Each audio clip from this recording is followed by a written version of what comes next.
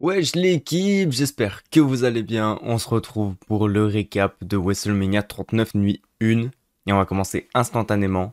C'est parti. Alors évidemment, à minuit, il y avait le pré-show. Le pré-show, c'est toujours pareil. On a la table des commentateurs, enfin même pas la table des commentateurs, en fait c'est une table à l'extérieur carrément. Où bah du coup il y a le panel avec Kayla Braxton, Booker T, d'autres mecs, je sais plus c'était qui, mais en tout cas on se retrouve avec eux qui font juste le récap du coup des matchs qui va se passer, le récap des rivalités, et ils donnent leurs pronostics sur deux trois trucs. Il y a deux trois invités, ça a duré 2 heures, juste du blabla. On s'en fout, voilà, on passe directement du coup au show, ce qui nous intéresse le plus, et on commence instantanément du coup avec Becky G qui est sur le ring pour nous chanter America's Beautiful. C'était prévu de toute façon, et c'est même prévu du coup pour la personne qui va le faire ce soir, mais je sais plus c'est qui. On commence instantanément, Becky G chante America's Beautiful. Moi pendant ce temps-là, j'aime bien regarder du coup sur la scène les superstars. Cette année, il n'y avait pas les superstars. Ouais, ils étaient pas là, ils étaient pas là pour regarder du coup le show de Becky G. Mais en tout cas, elle chantait très bien par rapport à d'autres où des fois je me dis, oula, un peu chaud quand même. Là, non, là ça va. Là, c'était très bien chanté. J'ai bien aimé. Voilà. On s'en bat les couilles, on est d'accord, on s'en fout.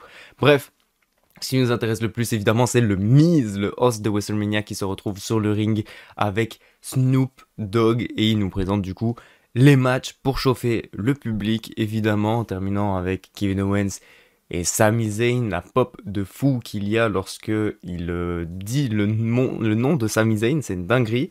Même Snoop Dogg du coup est un petit peu choqué, même si en réalité il a l'habitude des pop comme ça, mais c'est pas grave. On va rien dire, on va dire qu'il a été choqué. On va faire semblant. Et on commence évidemment le show avec l'entrée d'Austin Theory. C'était prévu de toute façon, le premier match de la soirée. C'était vachement, enfin c'était dit à l'avance depuis Raw, je crois, ou SmackDown, un truc dans ce genre. Donc on était prêt. Une petite vignette Make-A-Wish WWE, comme ça, voilà, on récap que la WWE ils sont gentils, ils réalisent les rêves des enfants malades.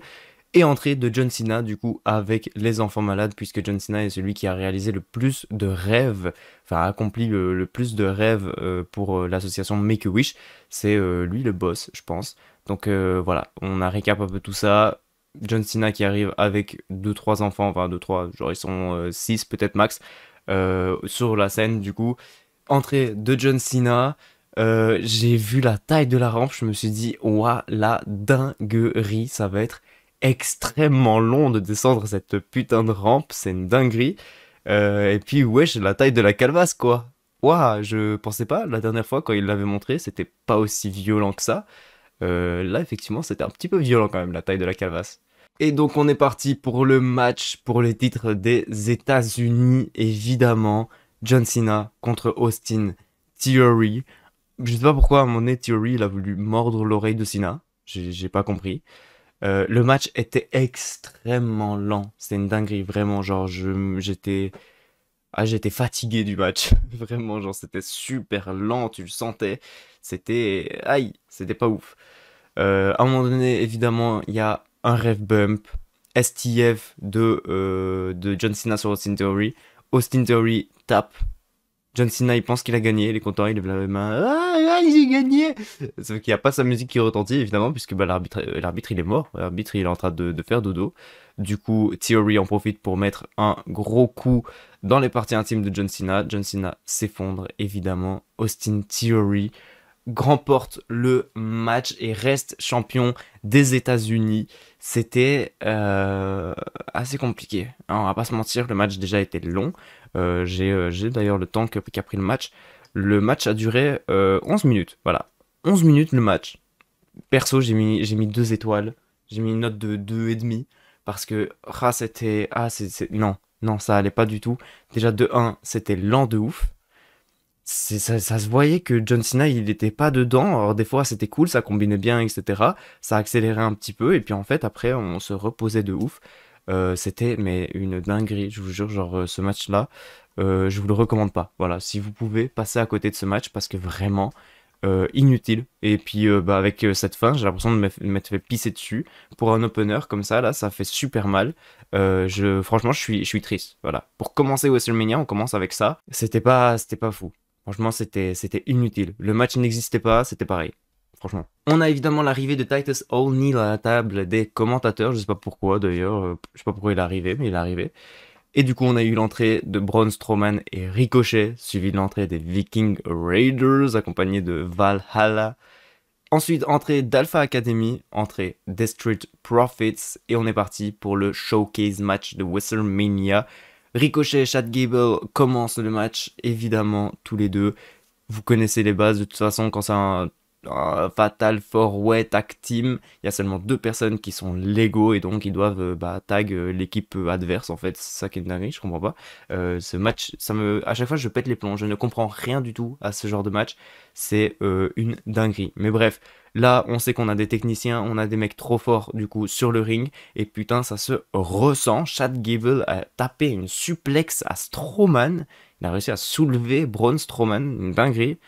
Ivar veut faire un frog splash, il se rate, alors Strowman fait un frog splash, évidemment, les big man, on est parti. À un moment donné, ils ont fait une tour infernale, enfin genre lorsque ils sont sur la deuxième corde, ils soulèvent un mec, je crois que c'était Montez Ford qui était soulevé, et je crois que c'était Angelo Dawkins, je crois, non c'était, non Montez Ford était soulevé, donc je sais plus qui c'était Alpha Academy, c'était peut-être Chad Gable merde, et Eric, qui se font du coup eux-mêmes soulever du coup par Ivar et Otis. Et Ricochet, il arrive, il se suicide. Il a dit let's go. Il soulève comme ça, ils se sont maintenus. Bon bah moi je vais sauter dessus. Le mec a sauté dans la tour infernale. C'était une dinguerie, vraiment c'était fou. Les spots sont très très jolis d'ailleurs. Il y a vraiment de magnifiques spots dans ce match. À un moment donné, on a Angelo Dawkins qui a stoppé le Strowman Express. C'était une dinguerie. J'ai noté, c'est ça l'opener en fait. Genre, c'est ça là, c'est vraiment le début de WrestleMania. Avant là, ça aurait pu être en pré-show, franchement, ça aurait vraiment pu. Là, on a l'opener de WrestleMania, là on est content. Évidemment, suite à ça, on a Ricochet qui va faire un shooting star press contré par Angelo Dawkins. Il le garde sur ses genoux pendant que Montez Ford porte son fameux frog splash sur le dos de Ricochet. Et 1, 2, 3 victoires de Street Profits. Quel match! J'ai mis 3 étoiles pour ce match. Ça a duré 8 minutes 28. On est vraiment sur des matchs super courts. Franchement, pour débuter WrestleMania, là, on a enchaîné les matchs super courts. Je me suis dit, ouf, un peu compliqué tout ça. Mais ouais, on passe d'un match du coup de 11 minutes 20 qui a servi à rien à un banger de fou de 8 minutes 28.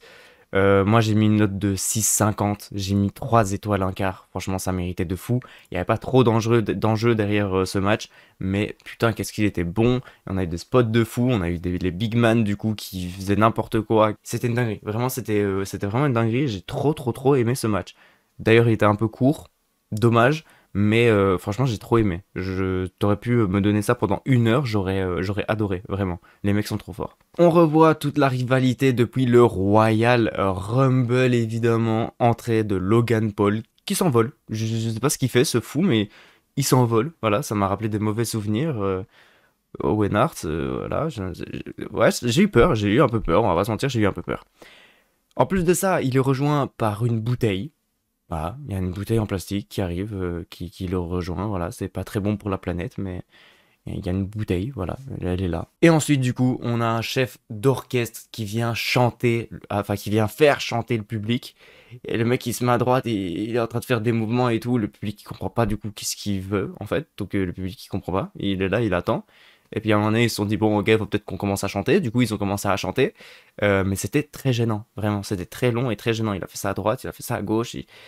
C'était très gênant. Vraiment, c'était très gênant. Et puis, du coup, entrée de Seth Rollins, Burn It Down. Et là, le public chante. C'est ça qui est fou, c'est que vraiment, genre, vu que le public il chantait pas, ils ont rajouté des bruits en post-prod. C'était vraiment moche, c'était pas beau du tout. Et donc là, lorsque Seth Rollins est rentré, là, il n'y a plus besoin de post-prod. Les mecs chantent comme des fous, évidemment. Le chef d'orchestre, il ne sert à rien du tout. Voilà, c'est Seth Rollins, notre chef d'orchestre. Pas besoin de mecs pour faire chanter qui que ce soit. C'est Seth Rollins qui nous fait chanter, évidemment. Par contre, il faut qu'on m'explique, c'est quoi la tenue de Seth Rollins? Je ne comprends pas. À un moment donné, j'ai été mitigé. Je me suis dit, est-ce que c'est une ref à HBK ou est-ce que c'est une ref à BDSM? Il y en a un des deux, c'est pas un catcheur en tout cas. Hein. Mais ouais. Ouais. Rollins va évidemment rester bloqué au milieu du ring avec ses mains tendues comme ça pendant que le public est en train de chanter pendant quelques minutes. Ça a duré assez longtemps en vrai, genre peut-être 1, 2 minutes je crois, où le public du coup était en train de chanter de fou. Et si Rollins ne s'arrêtait pas et restait bloqué là, le public aurait continué, je pense, indéfiniment. Ça se serait jamais arrêté. C'était très très bon. Mais bon, on est parti pour le match Seth Rollins, le GOAT de 2023, face à Logan Paul, qui est le mec qui nous a le plus choqué en 2022. Enfin d'ailleurs 2023, 2022-2023, le GOAT de 2022-2023, face au mec qui nous a le plus choqué en 2022, grâce à son match déjà de base face au Mysterio, et puis son match face au Miz, et puis son match face à Roman Reigns, qui était incroyable. Il nous a traumatisé de fou. On s'attend à un gros banger. Et bah, on va pas être déçu, effectivement, on va vachement pas être déçu. Le match commence très très vite, donc ça promet du lourd de fou. On a Logan Paul qui charge son point comme Roman Reigns, je n'ai pas compris, voilà, petit trèfle à mon avis, je pense. Logan Paul travaille les côtes de Rollins, j'ai notifié. Ça m'avait manqué un peu de voir Rollins vendre ses fameuses côtes, parce que franchement, c'est genre, il passait sa vie à vendre les côtes avant, c'était une dinguerie. Genre vraiment, Brock Lesnar, il vendait les côtes face à n'importe qui vraiment à l'époque, face à Drew McIntyre, face à Dolph Ziggler. À chaque fois, c'était, il vendait les côtes, il avait carrément un bandage autour de ses côtes H24. C'était une dinguerie. Là maintenant, ça faisait longtemps, ça faisait très très très longtemps que j'avais plus vu vendre ses côtes, donc j'étais très heureux. Logan porte sa droite et Rollins est KO, mais Logan Paul prend trop de temps avant de faire le pin, et donc Rollins se relève au compte de 2. C'est assez beau, évidemment, on a quand même un Rollins qui est le mec qui a le plus d'endurance, le plus de stamina, le gars intuable, vraiment, genre je me rappelle l'époque Shield, etc., enfin la renaissance du Shield, c'était une dinguerie, hein. Vraiment, il était intuable ce mec. Le match, je sais plus c'était où, je crois que c'était à Extreme Rules ou à TLC. Je pense que c'était à TLC avec Kurt Angle et Dina Brose d'ailleurs, où vraiment il est intuable. Il est mais impossible à choper. Et là, évidemment, c'est pas une droite de Logan Paul qui va le tuer, évidemment. Le match est vraiment pas dégueu. Franchement, c'est très très bon. Jusqu'au moment, évidemment, où bah, la bouteille, elle vient sauver Logan Paul. Voilà, elle vient sauver Logan Paul. Elle se démasque. Et c'est un mec. Voilà. C'est un mec. C'est un pote à Logan Paul, en fait. Je sais pas, moi, dans ma tête, vraiment, j'ai vu le mec se démasquer. Je me suis dit, oh, R-Truth, qu'est-ce qu'il fait là? J'ai vraiment cru que c'était R-Truth, mais en fait, non. Bah non, c'était un pote à Logan Paul. Dommage, ça aurait été bien plus drôle si ça aurait été R-Truth d'ailleurs. Ils vont évidemment poser Rollins sur la table des commentateurs et Logan Paul va se mettre sur la troisième corde pour évidemment sauter sur la table comme il l'avait fait du coup face à Roman Reigns. Sauf que Seth Rollins se dégage et met la bouteille en plastique évidemment sur la table. Et donc Logan Paul saute sur son pote, sur la bouteille en plastique. Voilà, je pense que ça a peut-être un petit peu amorti la chute, enfin, en tout cas... je sais pas quel est le déchet du coup, si c'est la bouteille en plastique ou si c'est Logan Paul. Je me pose des questions. À un moment donné, Logan, il va porter un go to sleep. J'ai été choqué. Voilà, les commentateurs, ils étaient là. Waouh, GDS. The fuck? Pourquoi Logan Paul il a porté un go to sleep? C'est bizarre, un peu chelou. Genre, c'est une prise que, bon, bah, très peu de personnes la portent quoi. Logan Paul va tenter un coast to coast qui va être réceptionné par un super kick. Rollins enchaîne avec son stomp et 1, 2, 3 victoires de Seth freaking Rollins. C'était un très très bon match franchement. Franchement j'ai mis 3 étoiles et demie, donc un peu mieux que le match juste avant. En même temps il a duré 2 fois plus longtemps, vraiment genre 16 minutes pour ce match-ci. J'ai mis une note du coup de 7,50.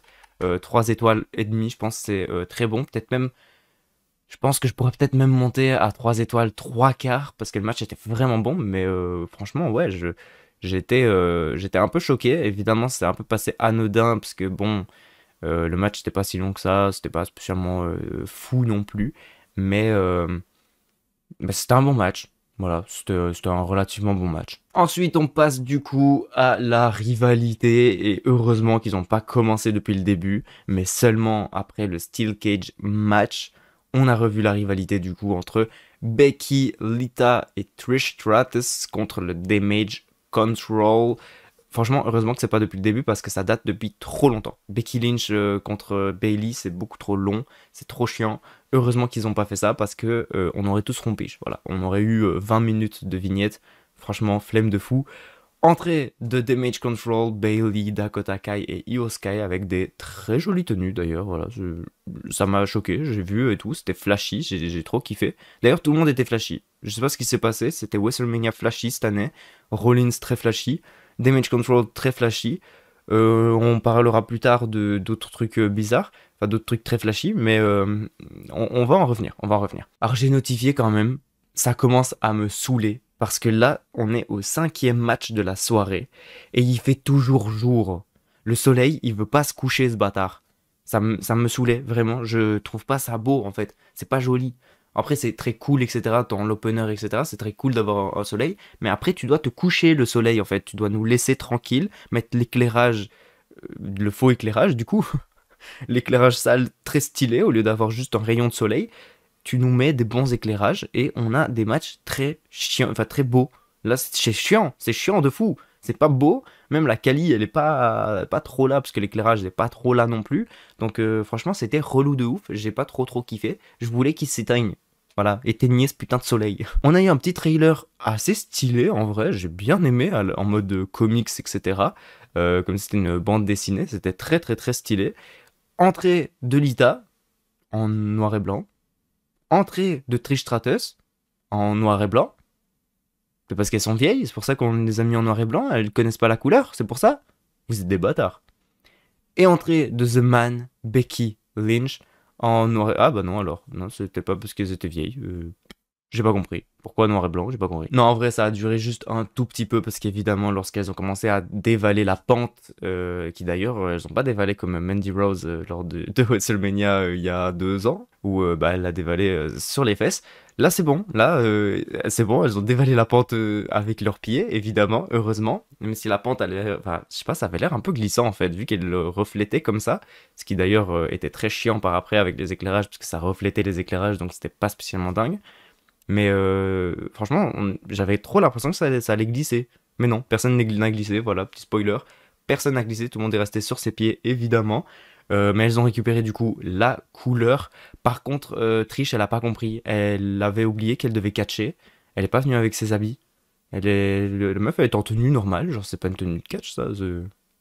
Bah, je sais pas, j'ai pas compris. Il y a eu une tension de fou dès le début. Ça s'est tapé avant même que le match commence. Becky a ramené Dakota dans le ring et c'est parti. Becky Lynch et Dakota Kai commencent dans le ring pour ce fameux match 3 contre 3. Mais Dakota Kai, elle va très vite tag et c'est les autres qui vont prendre le dessus puisqu'elles vont en vrai se tag assez rapidement pour faire souffrir Becky Lynch. Et j'ai notifié, ça vient à peine de commencer, j'ai déjà compris que Becky Lynch va souffrir tout le match. Et ben en fait, je pensais qu'elle allait souffrir tout le match. Et je pense qu'elle aurait peut-être dû. Elle aurait peut-être dû souffrir tout le match en fait, parce que la phrase juste après c'est ah bah non, Lita est rentrée bien plus vite que ce que je pensais. Et bah c'était pas cool, c'était pas bien. Franchement, ah non, franchement, là je vous dis tel que j'ai vraiment mis, mais c'est pas très bon. Tu le vois bien que Damage Control fait tout le boulot. Limite, Io, elle se met au sol toute seule. C'est une dinguerie, vraiment. Genre, tu vois qu'elle ne porte pas de coups. Tu vois que c'est pas bon. Tu vois que c'est vraiment pas bon, quoi. À un moment donné, elle pose ses pieds sur les épaules de Io Sky et c'est Io Sky qui tombe en arrière toute seule. Enfin, tu le vois, en fait. Tu le vois qu'il n'y a pas d'entrain, qu'il n'y a pas de ouais, c'est elle qui l'a poussé au sol. Genre, tu le vois, en fait. Tu le comprends. On peut pas passer à côté. Alors j'ai mis c'est cool les légendes, mais in-ring, qu'est-ce que c'est catastrophique. Et c'est vrai que putain, là depuis le début, John Cena assez catastrophique, Lita assez catastrophique, mais heureusement, Trish, ça va. C'est un peu moins visible parce que j'avais l'impression de retourner à l'époque des divas. Ah ouais, vraiment. Ah, c'était violent. Vraiment, j'avais l'impression qu'on était à l'époque des divas où ça faisait des trucs bizarres, ça montrait son cul, ça dansait et puis c'était tout. Vraiment, j'ai eu peur, vraiment, j'ai cru qu'on était de retour là-dedans. J'ai jamais été aussi heureux de voir Becky Lynch et Bailey dans le même ring en même temps. Vraiment, c'est une dinguerie. Genre, de base, tu me mets ce match, je me dis, oui, je sais que ça va être bien, mais je suis pas spécialement content, quoi. Là, j'étais trop heureux. Ah là, je me suis dit, yes, let's go. Au moins, il y aura pas des catastrophes, des trucs bizarres, parce que ah! Ah!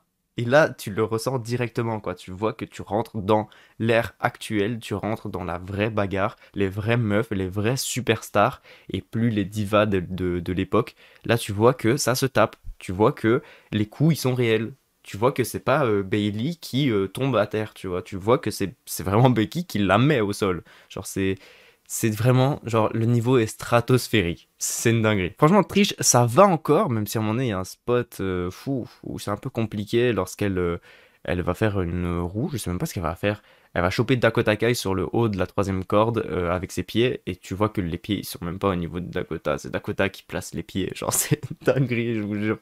J'ai jamais vu un truc aussi catastrophique. C'était, non, c'est vraiment, c'était pas beau à voir. C'était vachement, vachement pas beau à voir. Mais en vrai, Trish, ça va encore. En vrai, elle gère plutôt bien. Mais Lita, ça se voit qu'elle ne tape pas.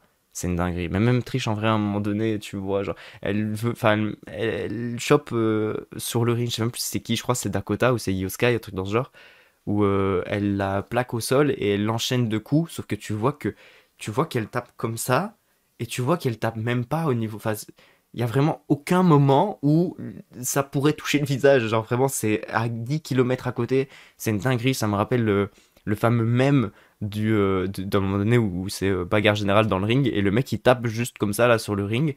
Ça m'a vraiment fait penser à ça. C'était catastrophique, vraiment.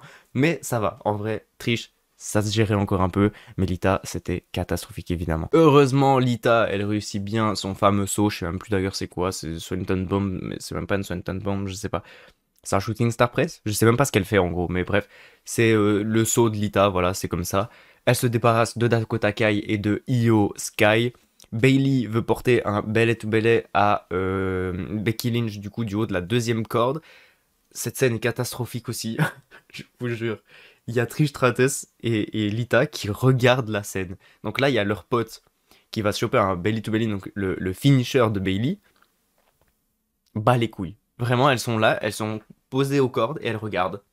C'est une dinguerie. Vraiment, genre, sors, fais quelque chose. Ou je sais pas, vends, fais genre, t'es blessé donc tu peux pas intervenir. Je sais pas, fais quelque chose en fait. Non, elle regarde juste, elle regarde Becky Lynch du coup, qui bat évidemment contre le belly to belly, part en manhandle slam et gagne le match évidemment. C'était beau. C'était beau la fin. Je sais même pas. Franchement, non, c'était catastrophique. Je suis désolé, c'était catastrophique. J'ai vraiment, genre, j'ai mis une note de 2 étoiles et demie. Et c'est vraiment parce que Damage Control et Becky Lynch ont carry le match. Parce que vraiment, le reste. Oh, oh, c'était pas bon. Oh, c'était vachement pas bon. Le match a duré du coup 14 minutes 38. J'ai mis une note de 4. C'était quand même du coup bah, bien mieux que le John Cena Austin Theory. Parce qu'au moins, on s'est pas fait pisser dessus. Et qu'au moins, il y a 4 bonnes catcheuses dans le ring. Là où, bah, dans le match John Cena Austin Theory, on n'avait pas un seul. Donc, bon.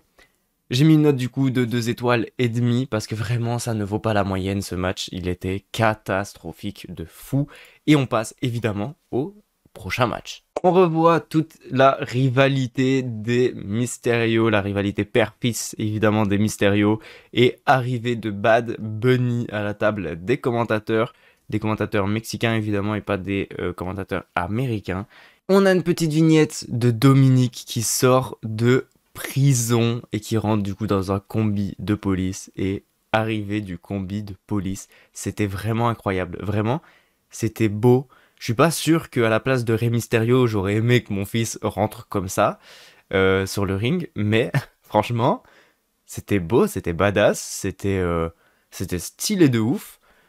Le combi de police ouvre ses portes et on voit du coup Dominique Mysterio à l'intérieur avec un masque à la Mysterio en couleur mauve. Ça m'a rappelé l'époque où Rey Mysterio avait sa tenue un peu point d'interrogation.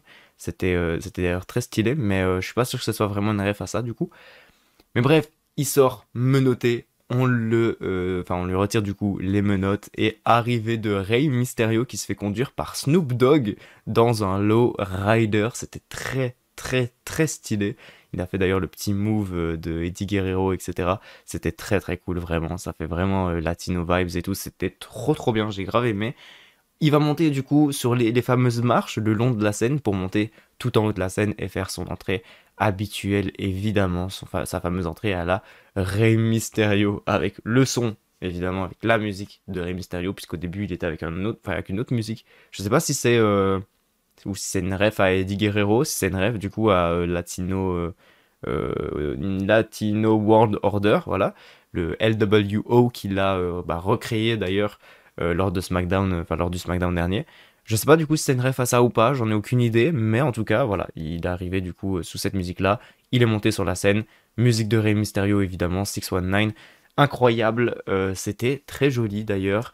On a Rey Mysterio qui possède un masque du Great Muta en fait. Il a un masque style Great Muta. Ça fait bizarre de fou. Voilà, dans ma tête, c'était pas lui. Dans ma tête, c'était pas Rey Mysterio. Ça fonctionnait pas. En fait, parce que, en fait, il a les rides ici, à cause du masque, que de base, tu vois pas. Genre vraiment, j'ai regardé le Hall of Fame. Dans le Hall of Fame, pour moi, Rey Mysterio, il avait une tête de bébé. Le gars, c'est un adulte, c'est un vieux. Et en fait, il a une tête de bébé. C'est fou. Mais là, là, il avait une tête de vieux. Et c'était très bizarre. C'était pas ouf. J'ai pas aimé. Reviens avec un masque normal, Rey Mysterio, s'il te plaît. De toute façon, c'était juste un clin d'œil, évidemment, Great Muta pour le Hall of Fame, etc. C'est WrestleMania. Logique, j'accepte. Mais ça m'a perturbé de fou. Rey Mysterio met des coups de ceinture à son fils. C'est disqualification, non? Enfin, c'est des armes? Non? Ok. Dom va jeter de l'eau à la gueule de sa sœur. Incroyable d'ailleurs, hein. Alia, trop trop forte. Je reviendrai à la fin, mais évidemment trop trop forte cette meuf. Angie va mettre une grosse droite à son fils. C'est disqualification aussi? Non? Non? D'accord. Je sais pas. Le Judgment Day arrive aux abords du ring. Ray portant 619, mais Finn distrait l'arbitre et Dominique en profite pour faire tomber Rey Mysterio de la troisième corde. Legado del Fantasma arrive, ça part en bagarre générale du coup entre Legado del Fantasma et le Judgment Day. On a au milieu du ring Rey Mysterio et Dominic Mysterio pendant que tout le ring est recouvert de pubs de céréales. C'est bien flashy, bien rose comme ça, on ne voit que ça. Le match il est compliqué carrément à voir tellement le truc il t'explose les yeux. C'est chaud quand même. Hein. Ah les trucs flashy cette année. Ah ouais. Ah, on est dedans, hein. Ah là, on aime beaucoup les flashs, le rose et tout ça là. Waouh. Dominique va retirer la protection du coin. Je savais même pas que les gens faisaient encore ça, sérieux. Pour moi, il y a que dans WWE 2K que tu fais ça. Sinon, dans la vraie vie, tu fais pas ça. Genre, ça sert à rien. Et même dans 2K, tu le fais rarement. Tu le fais presque jamais même. Donc, ouais, c'était très bizarre. C'était très drôle d'ailleurs. Pendant que l'arbitre, du coup, remet la protection, Dominique va aller chercher une chaîne que Damien Priest a déposée, la mettre autour de sa main pour pouvoir placer un gros coup dans la gueule de son père.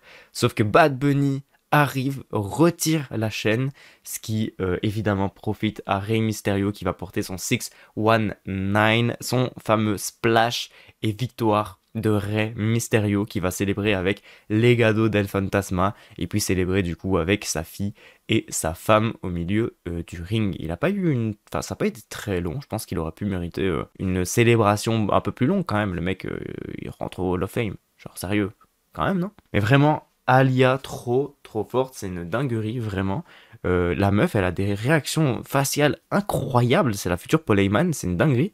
Il y a des spots, à chaque fois qu'il y a un spot de fou, il y a une caméra sur la tête de Alia qui montre du coup la réaction. Et la meuf, elle est à fond dans le match. C'est son père et son frère qui se tapent là. La meuf, elle est à fond. C'est une dinguerie. Elle a des expressions faciales incroyables, vraiment trop forte, Alia. C'est pareil que du coup Paul Heyman, quoi. Quand il y a un match de Roman Reigns, tu regardes juste Paul Heyman et vraiment t'as ton match, vraiment, c'est une dinguerie. Là, c'était pareil, vraiment trop forte. Le match était relativement bon, même si, encore une fois, un peu anodin, on va pas se mentir. Il était très bon, j'ai mis une note du coup de 3 étoiles, une note de 6, 14 minutes 30. Ça a été pareil du coup que le match juste avant entre Becky, Lita, Trish et Damage Control qui était catastrophique. Ça a duré le même nombre de temps et ça a été 1000 fois mieux, vraiment. 1000 fois mieux. En plus, il y avait du coup la fameuse storyline, etc. Évidemment, il y a NJ qui a mis une grosse droite à son fils. C'était bon. Même si, bon, Dominique, il a gagné le match 1000 fois. C'est quand même cool. Voilà, c'était quand même bien. J'ai carrément notifié. Bon, certes, Dominique, il a gagné depuis le début. Mais bon, c'est un feel-good moment pour le Hall of Fame de cette année qui gagne son match face à son fils. Même si j'ai l'impression qu'il a pas gagné la guerre. J'ai l'impression que c'est pas fini en fait, j'ai l'impression que ça va continuer. Et je me dis qu'en soi, pour WrestleMania Backlash, un petit Latino World Order contre le Judgment Day, ça peut être pas mal, hein. Faut pas oublier que Zelina Vega d'un côté, Rhea Ripley de l'autre.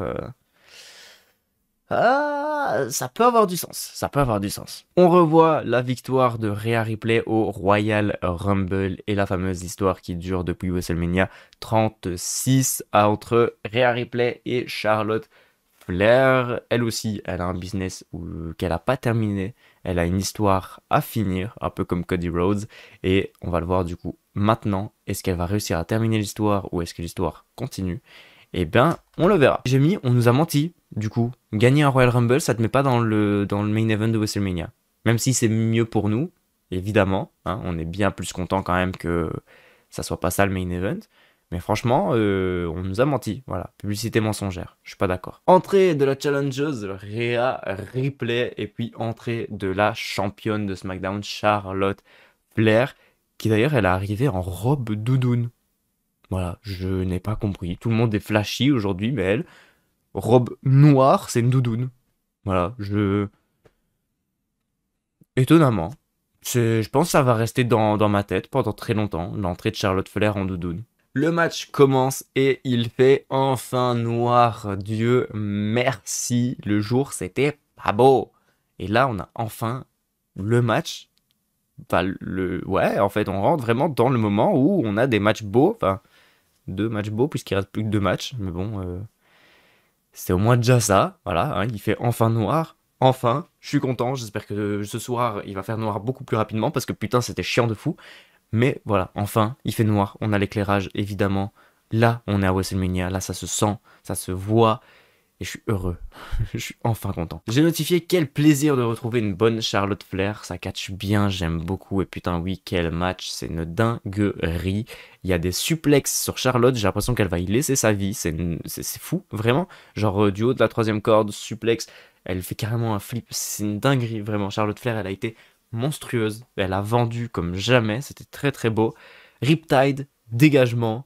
Rhea sait plus quoi faire. Spear, dégagement de Rhea Ripley. Charlotte Flair sait plus quoi faire, vraiment. Genre, tout est à zéro, tout est remis à zéro. Elles ont toutes les deux fait leur finisher, ça n'a pas fonctionné. Qu'est-ce qui va passer? Charlotte Flair, du coup, et Rhea Ripley vont se retrouver sur la troisième corde. Rhea Ripley va exploser la tête de Charlotte dans le poteau, du coup, dans les fameux poteaux lumineux. Et elle va du coup porter son Riptide du haut de de la deuxième corde d'ailleurs. Et un, 2, 3. Rhea Ripley, nouvelle championne de SmackDown. On était un petit peu... Enfin, c'était un petit peu pressenti, on le savait, on le sentait que Rhea Ripley allait devenir championne. Mais le match était vraiment, vraiment bon. Genre, sincèrement, Charlotte Flair qui nous a fait un an sans bon match, elle revient, elle nous tape un bon match là. C'était joli. Puis elle repart. Elle va sûrement repartir. Mais ouais, c'était cool. En vrai, c'était grave cool quand même. J'ai bien aimé. J'ai vachement bien aimé du coup pas que Charlotte Flair soit forte, soit très très bonne.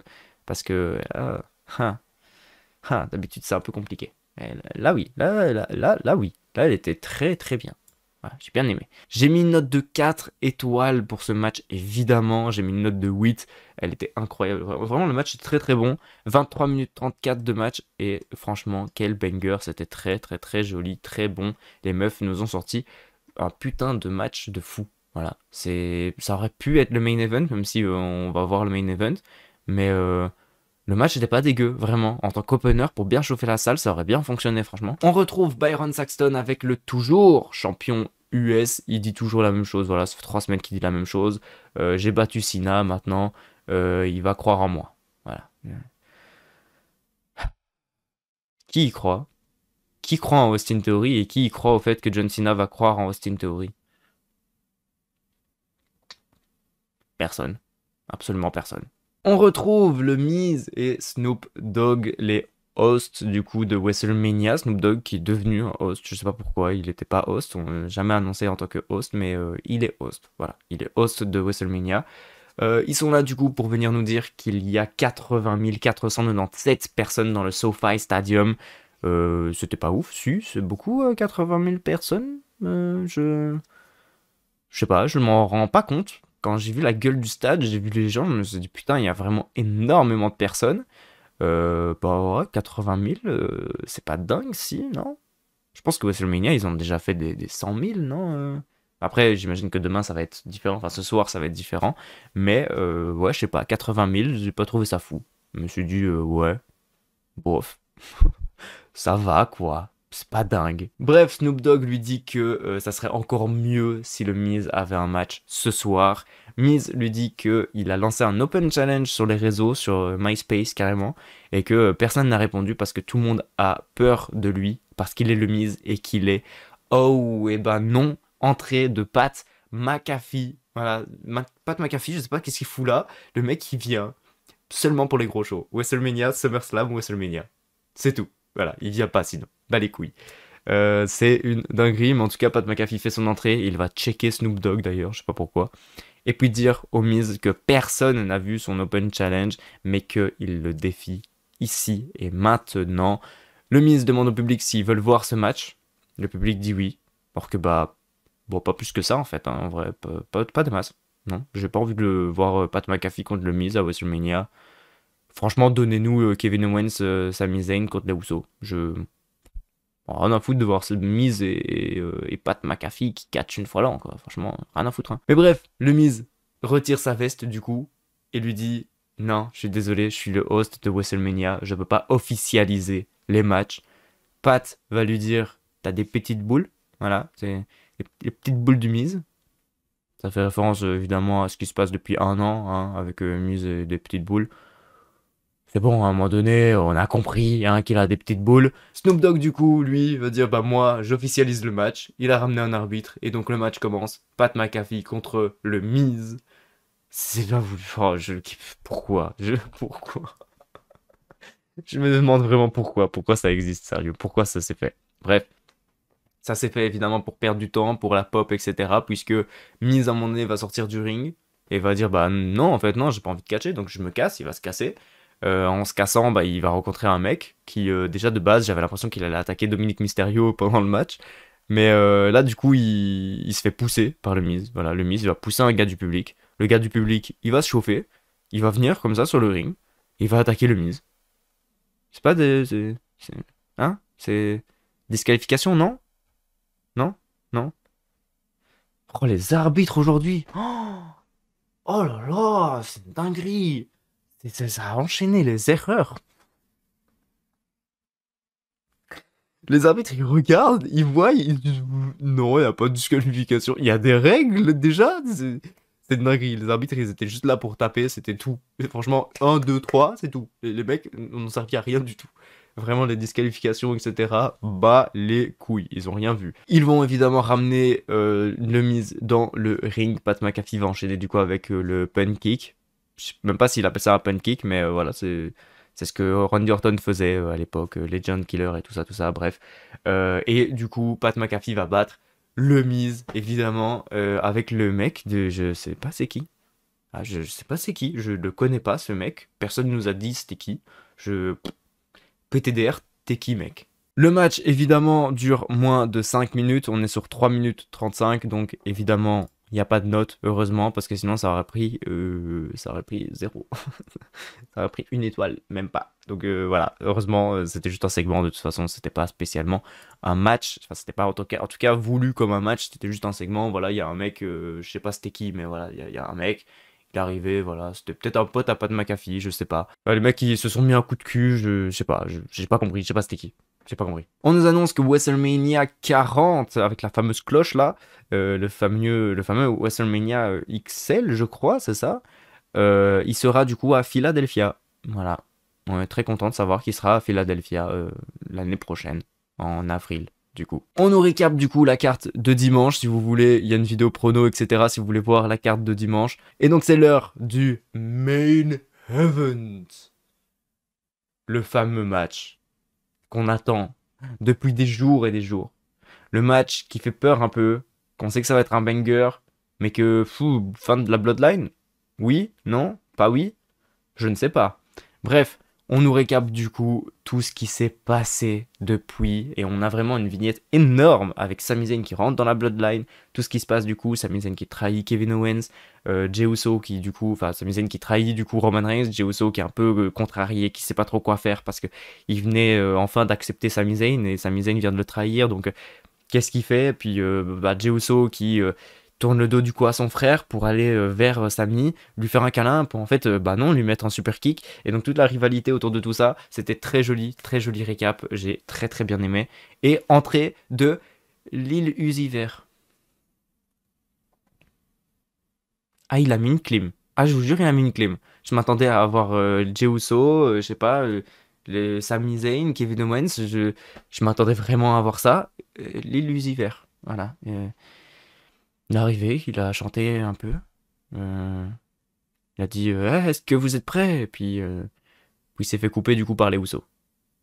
Heureusement. En tout cas, il était juste là du coup pour faire l'entrée évidemment des Usos. Il a rejoint la Bloodline d'ailleurs, hein. L'illusiver dans la Bloodline, il a levé le WAD. Donc Bloodline, c'est sûr 100%.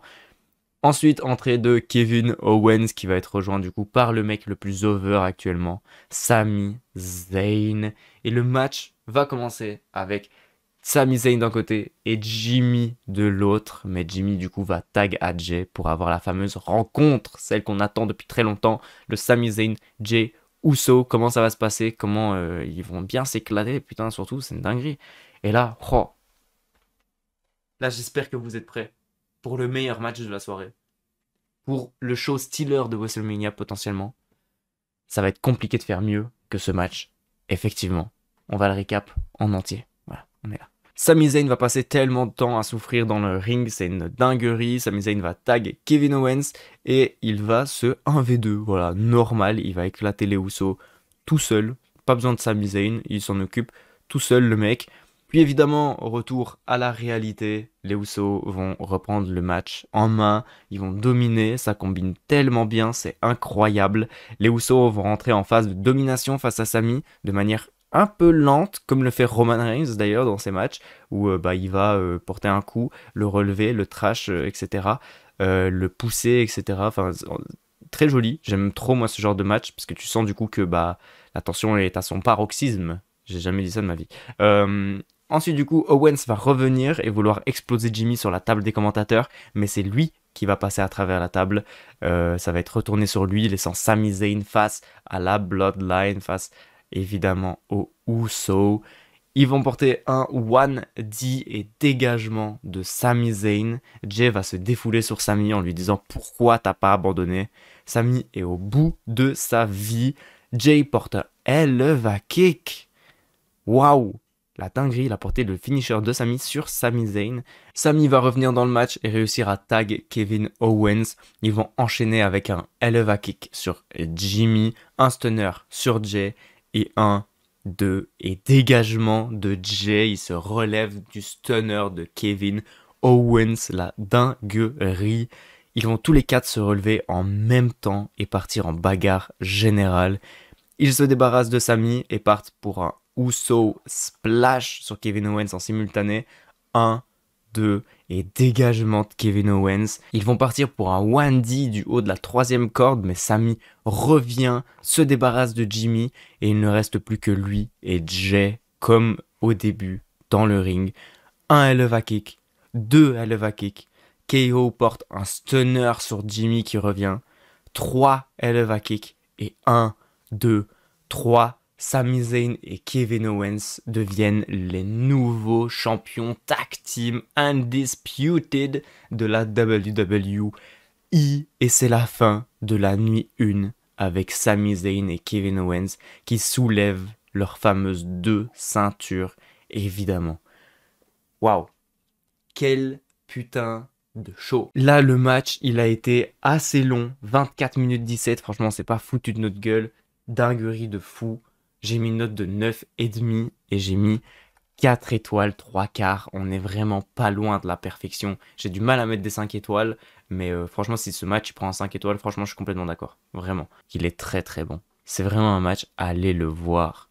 Le match dure 24 minutes, là je voulais résumer du coup en quelques minutes, mais vraiment les retournements de situation, tous les coups qui se passent, les moments où tu te dis mais c'est bon, c'est terminé, il va pas se relever, et en fait si il se relève, c'est une dinguerie. J'ai adoré ce match, et heureusement qu'il existe parce que sinon ça aurait vraiment tout changé à WrestleMania. WrestleMania aurait eu une note beaucoup moins haute que ce que je l'ai mis là aujourd'hui, parce que évidemment on a eu un show de 4h05.